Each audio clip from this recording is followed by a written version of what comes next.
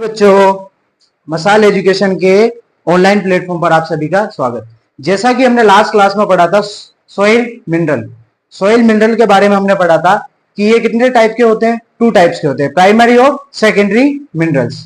इनके बारे में हम डिटेल से डिस्क्राइब कर चुके थे। आज की क्लास में हम पढ़ेंगे सरफेस सॉइल और सब सरफेस सॉइल। क्या पढ़ेंगे? सरफेस सॉइल और सब सरफेस सॉइल। इसके बाद में हम पढ़ेंगे रॉक्स, चट्टाने। क्लियर? क्योंकि मिनरल से मिलकर ही क्या बनती है? चट्टाने बनती है। तो आज की क्लास का जो टॉपिक है वो है सतह मृदा एवं अवमृदा।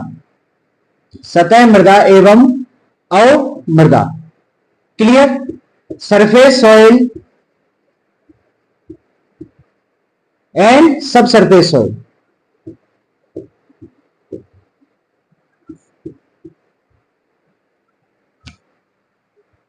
अगर हम बात करते हैं सरफेस सॉइल की, तो सरफेस सॉइल आपकी जो होती है उसकी डेप्थ कितनी होती है? 0 to 15 सेंटीमीटर।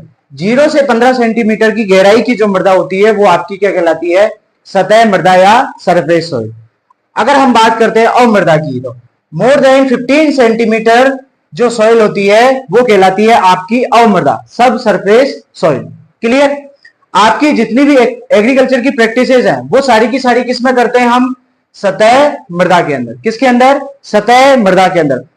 बीज का बोना, टिलेज करना, ये सारे के सारे जो प्रैक्टिसेस हैं वो हम किसमें करते हैं? सतह मृदा में, जिसकी डेप्थ कितनी होती है? 0 से 15 सेंटीमीटर। क्लियर? अब हम बात करते हैं सतह मृदा और अवमृदा के अंदर कि सतह मृदा क्या होती है, अवमृदा क्या होती है। क्लियर? तो लिखिए, आप 2 कॉलम बना लीजिए सतह मृदा और अवमृदा के। क्या बनाओगे? 2 कॉलम। लिखिए ऊपर सबसे पहले सतह मृदा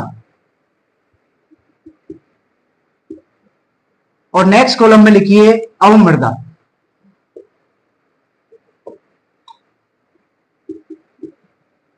सरफेस सॉइल और सब सरफेस सॉइल।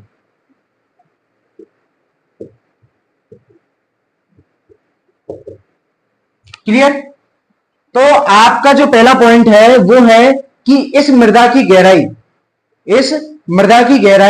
0 से 15 सेंटीमीटर होती है। लिखिए,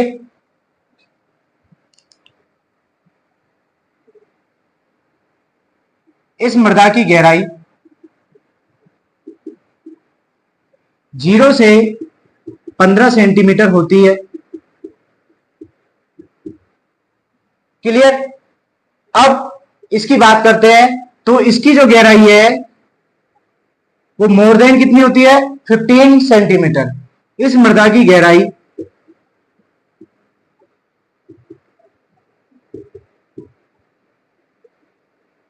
मोर देन 15 सेंटीमीटर होती है। क्लियर? इस मृदा की गहराई 15 सेंटीमीटर से क्या होती है? अधिक होती है। अब नेक्स्ट बात करते हैं रंध्रावकाश की, पोर स्पोर की। तो लिखिए, इस मृदा में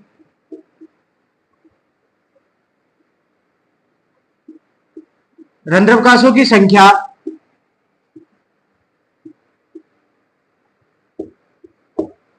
अधिक होती है।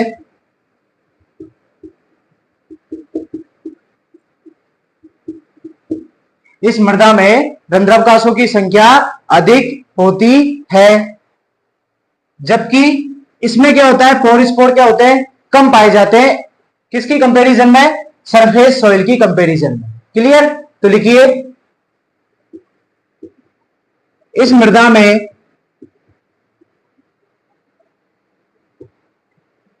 रंध्रावकाशों की संख्या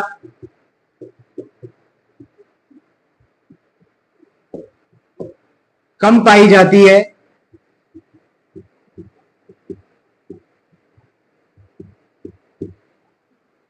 क्लियर? अब आपको एक बात बता दूं कि अगर रंध्रावकाशों की संख्या अधिक है तो वायु का संचार भी क्या होगा? अधिक होगा। वायु का संचार भी क्या होगा, अधिक होगा। और अगर वायु का संचार अधिक है तो आपके जो सूक्ष्म जीव है, माइक्रो ऑर्गेनिज्म है, उनकी संख्या और उनकी एक्टिविटी भी क्या हो जाएगी, ऑटोमेटिकली क्या हो जाएगी, ज्यादा हो जाएगी। क्लियर? तो लिखिए इसमें वायु संचार अधिक होता है,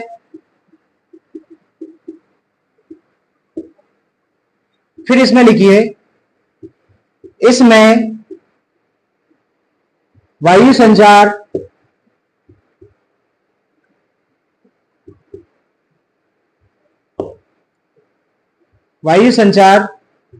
कम होता है। क्लियर?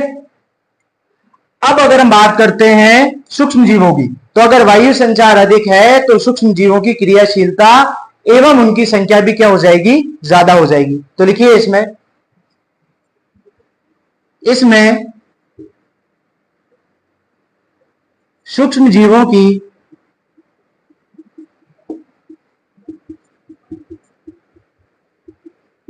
क्रियाशीलता एवं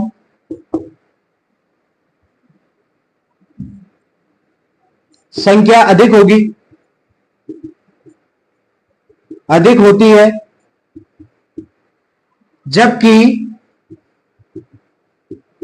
इसमें सूक्ष्म जीवों की संख्या एवं क्रियाशीलता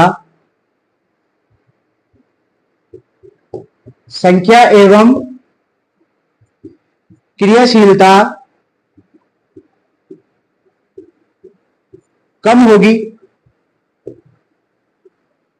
क्लियर? अब अगर हम बात करते हैं ऑर्गेनिक मैटर की, तो अगर सूक्ष्म जीवों की संख्या एवं क्रियाशीलता अधिक है तो उसमें ऑर्गेनिक कंटेंट भी क्या हो जाएगा, ज्यादा हो जाएगा। क्या हो जाएगा, ज्यादा हो जाएगा। तो लिखिए इसमें कार्बनिक पदार्थ की मात्रा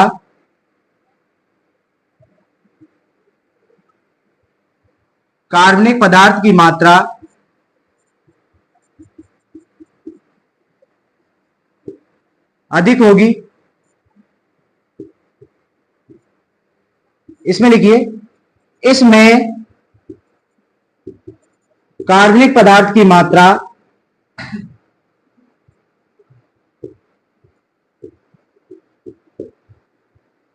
कम होती है। क्लियर? अब अगर हम बात करते हैं फर्टिलिटी की बात करते हैं, अगर हम बात करते हैं फर्टिलिटी की, तो ये मृदाएं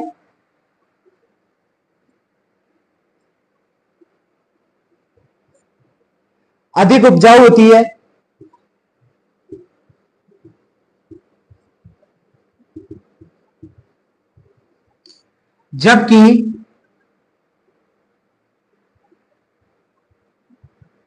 जबकि ये मृदा कम उपजाऊ होती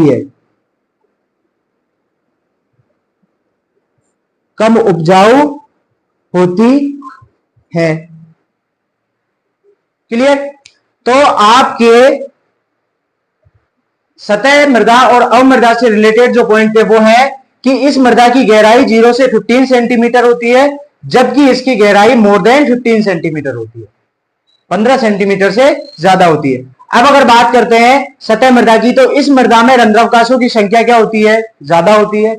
और इसकी कंपैरिजन में, किसकी, सरफेस सॉइल की कंपैरिजन में सब सरफेस सॉइल में जो रंध्रावकाशों की संख्या है वो कम होती है। क्लियर? अब बात करते हैं वायु संचार की, तो सतह मृदा या सरफेस सॉइल के अंदर वायु संचार अधिक होता है, जबकि सब सरफेस सॉइल के अंदर वायु संचार क्या होता है, कम। माइक्रो ऑर्गेनिज्म की जो संख्या एवं क्रियाशीलता है वो सरफेस सॉइल में अधिक होती है और सब सरफेस सॉइल में क्या होती है, कम होती है। फिर बात करते हैं ऑर्गेनिक मैटर की, तो सतह मृदा के अंदर कार्बनिक पदार्थ की मात्रा क्या होती है, ज्यादा होती है, और अब सब सरफेस सॉइल के अंदर या अवमृदा के अंदर कार्बनिक पदार्थ की मात्रा कम होती है। फिर बात करते हैं फर्टिलिटी की, तो ये मृदाएं अधिक उपजाऊ होती हैं और ये मृदाएं कम उपजाऊ होती है।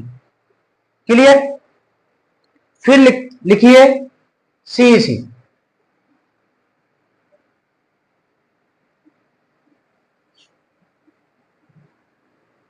सीईसी के बारे में लिखिए, तो लिखिए इसमें सतह मृदा की सीईसी, सतह मृदा की सीईसी अधिक होती है, सतह मृदा की सीईसी अधिक होती है, जबकि अवमृदा की जो सीईसी है वो क्या होती है, कम होती है।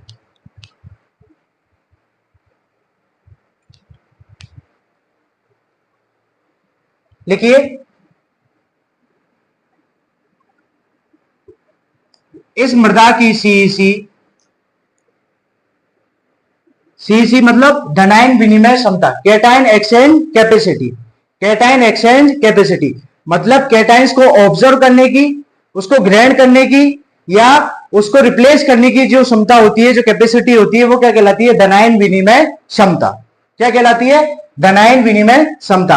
आपके 4th नंबर का चैप्टर है आयन एक्सचेंज, उसके अंदर हम डिटेल्स में पढ़ेंगे कि धनायन विनिमय क्षमता क्या होती है, ऋणायन विनिमय क्षमता क्या होती है। क्लियर। तो अभी के लिए क्या है धनायन विनिमय क्षमता, कि कैटायंस को ऑब्जर्व करने की या उसको ग्रहण करने की या उसको रिप्लेस करने की जो कैपेसिटी होती है वो क्या कहलाती है, धनायन विनिमय क्षमता। तो इसमें लिखिए इस मृदा की सीईसी या धनायन विनिमय क्षमता अधिक होती है, अधिक होती है। इसमें लिखिए सब सरफेस ऑयल में इस मृदा की सीईसी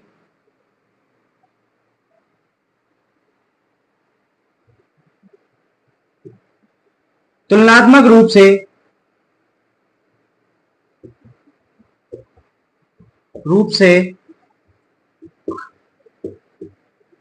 सतह मृदा से कम होती है।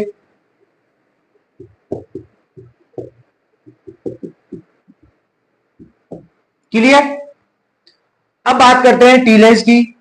तो मैंने आपको बताया सतह मृदा के अंदर क्या होते हैं, पोर स्पोर अधिक होते हैं, वायु संचार अच्छा होता है, तो टीलेज करने में भी क्या होती है, आसानी होती है। तो लिखिए इसमें भूपरिष्करण,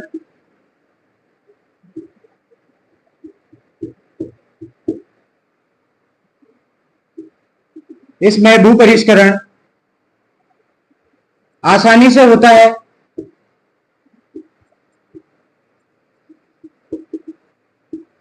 जबकि इसमें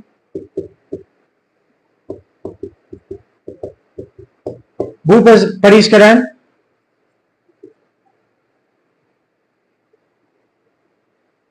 अधिक कठिन होता है।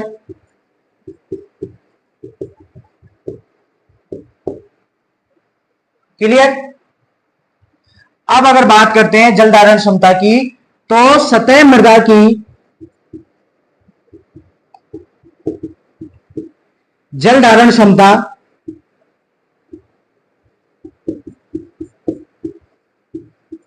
जल धारण क्षमता अधिक होती है,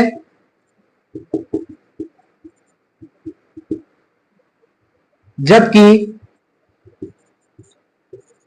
अवमृदा की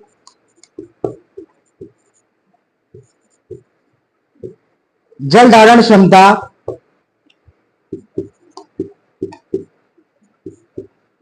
कम होती है।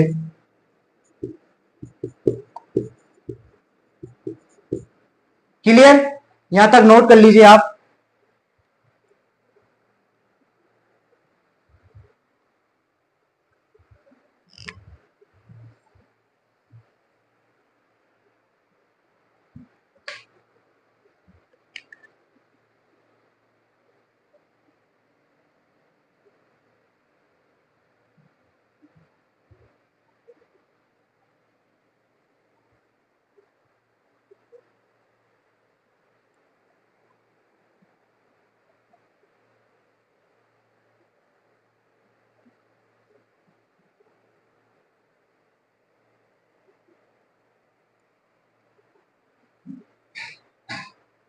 लिख लिया।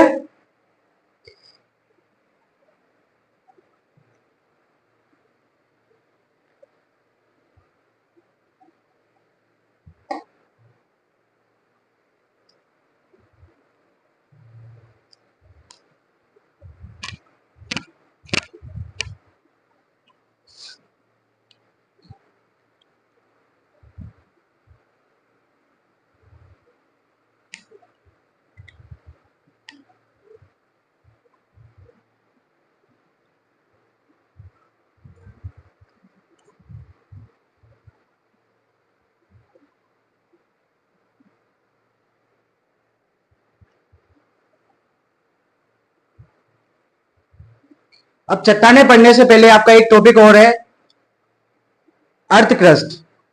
क्या है? Earth crust. तो ये लिख लिया हो तो मिटा दूं? हाँ, हेडिंग डालो अर्थ क्रस्ट। क्या हेडिंग डालोगे? Earth crust. भू पपड़ी या परपटी, भू परपटी या भू पपड़ी, अर्थ क्रस्ट।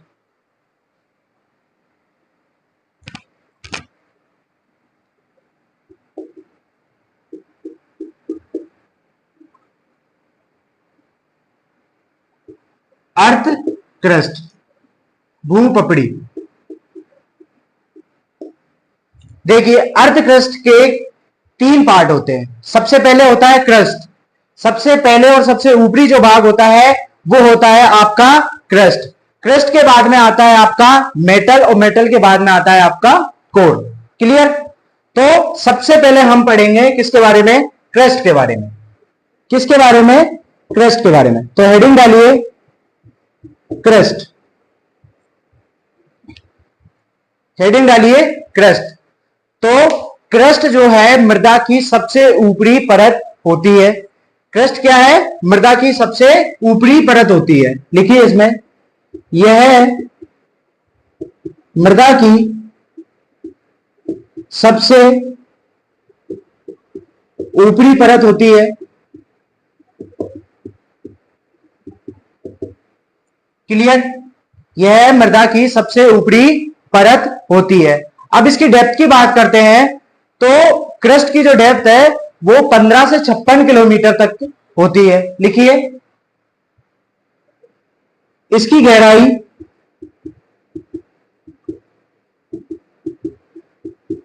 5 to 56 किलोमीटर होती है। क्लियर? 15 से 56 किलोमीटर होती, 5 से 56 किलोमीटर होती है। अब अगर बात करते हैं इसके स्थूल घनत्व की, तो लिखिए इसमें, इसका स्थूल घनत्व या इसका घनत्व सबसे कम होता है। इसका घनत्व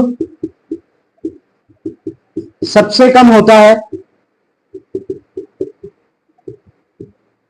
क्लियर? इसका घनत्व सबसे कम होता है। सबसे मतलब आपकी जो दो और लेयर है, आपकी जो दो और लेयर है मेटल और कोर, उनकी कंपैरिजन में इसका घनत्व क्या होता है? सबसे कम होता है। क्लियर? अब बात करते हैं आगे।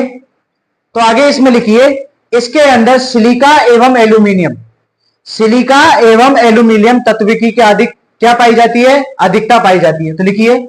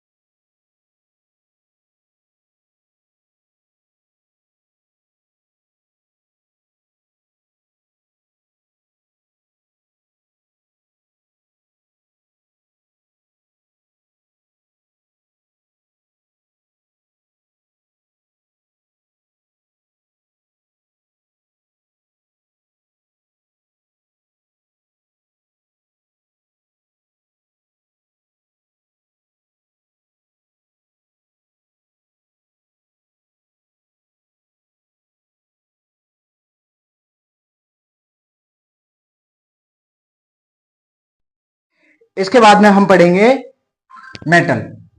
सेकंड नंबर पे क्या आती है आपकी? मेटल। अब अगर हम मेटल की बात करते हैं तो आपकी जो क्रस्ट थी वो सबसे अपर लेयर थी, किसकी? अर्थ की। अब बात करते हैं हम मेटल की, तो मेटल क्या है? इनर लेयर है, आंतरिक परत है। इसके बाद में इसकी अगर गहराई की बात करते हैं तो इसकी गहराई लगभग 2900 किलोमीटर तक होती है। अब अगर हम बात करते हैं इसमें तत्वों की, तो इसके अंदर कौन कौन से एलिमेंट्स पाए जाते हैं? तो इसके अंदर सिलिका और मैग्नीशियम एलिमेंट क्या होते हैं? सबसे अधिक पाए जाते हैं। तो लिखिए, यह मृदा की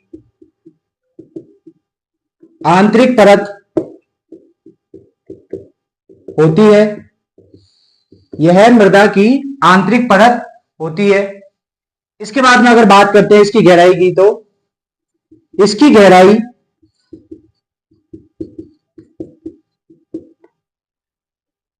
इसकी गहराई लगभग 2900 किलोमीटर तक होती है। क्लियर? अब अगर बात करते हैं तत्वों की, तो लिखिए इसमें, इस परत में सिलिका एवं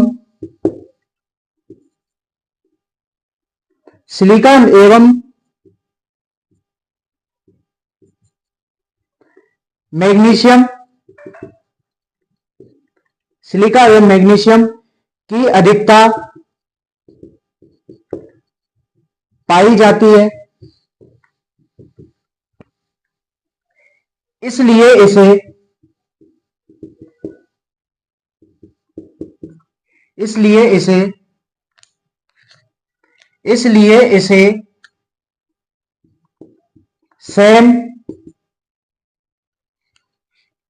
इसे सैम भी कहते हैं। क्लियर? मेटल में क्या होता है? यह अर्थ की आंतरिक परत है, इनर लेयर है। इसकी जो गहराई है वो लगभग 2900 किलोमीटर तक होती है। अगर बात करते हैं इसके अंदर तत्व की, एलिमेंट्स की, तो इसके अंदर सिलिका एवं मैग्नीशियम तत्वों की क्या पाई जाती है? अधिकता पाई जाती है। इसीलिए इसे क्या कहते हैं? हम सैम कहते हैं। क्लियर? यहां तक लिखिए। उसके बाद में लास्ट में बचता है आपका कोर। लास्ट में क्या बचता है आपका? कोर। नेक्स्ट हेडिंग डालिए, कोर।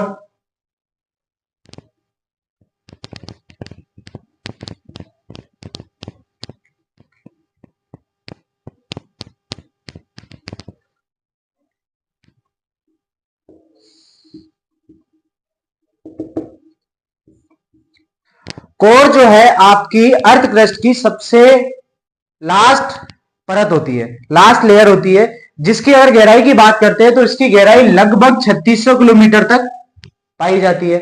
और अगर इसमें तत्व की बात करते हैं, एलिमेंट्स की, तो इसके अंदर निकल एवं आयरन तत्व की क्या पाई जाती है? अधिकता पाई जाती है। तो लिखिए,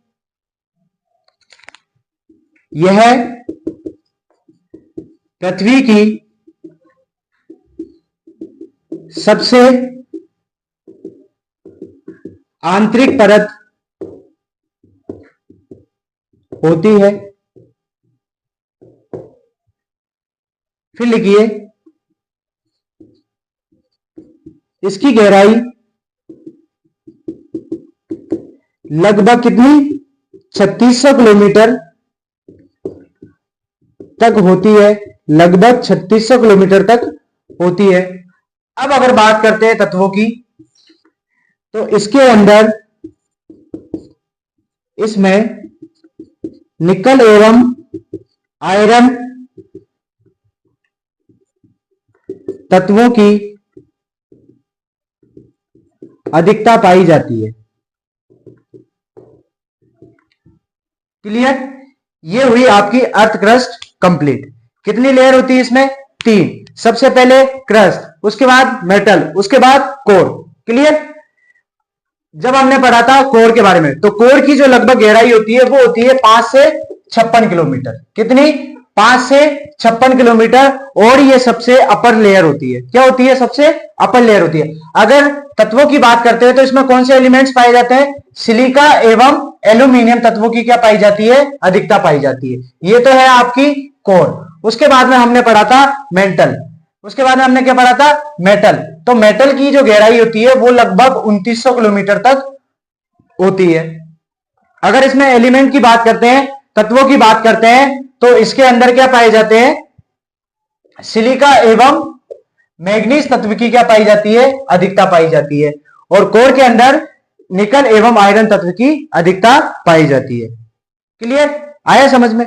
जो भी प्रॉब्लम या डाउट्स हैं वो आप कमेंट सेक्शन में कमेंट करो, उसका जवाब मिलेगा। और आपसे रिक्वेस्ट है कि आप पूरी वीडियो पर विजिट करें। अगर आप वीडियो को बीच में छोड़ते हो तो आपको ना पूरा कंटेंट मिलेगा, ना पूरा समझ में आएगा। क्लियर। इसके बाद का जो आपका फर्स्ट चैप्टर है वो 4 क्लास का है।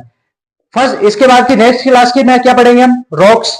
उसके बाद में रॉक्स की वेदरिंग और सॉइल फॉर्मेशन, 3 क्लास के टॉपिक है। और चौथी क्लास में हम जितने भी क्वेश्चन है इस टॉपिक से रिलेटेड, इस चैप्टर से रिलेटेड, उनके बारे में क्या करेंगे, डिस्कशन करेंगे। क्लियर। तो आज से 4 दिन बाद आपके सारे के सारे टॉपिक्स फर्स्ट चैप्टर के क्या हो जाएंगे, कंप्लीट हो जाएंगे। तो आप मशाल एजुकेशन के ऑनलाइन प्लेटफॉर्म पर जुड़े रहें और ज्यादा से ज्यादा वीडियो को शेयर करें। क्लियर। जो भी आपको समझ में नहीं आता, जो भी आपके डाउट्स हैं वो आप कमेंट सेक्शन में लिखें। प्लीज आपसे रिक्वेस्ट है, अगर कोई भी डाउट्स हैं तो आप बताएं। क्लियर। अगर वीडियो की क्वालिटी में, साउंड की क्वालिटी में कोई चेंजेस करने हैं तो वो भी आप कमेंट सेक्शन में कमेंट कर सकते हैं। Thank you.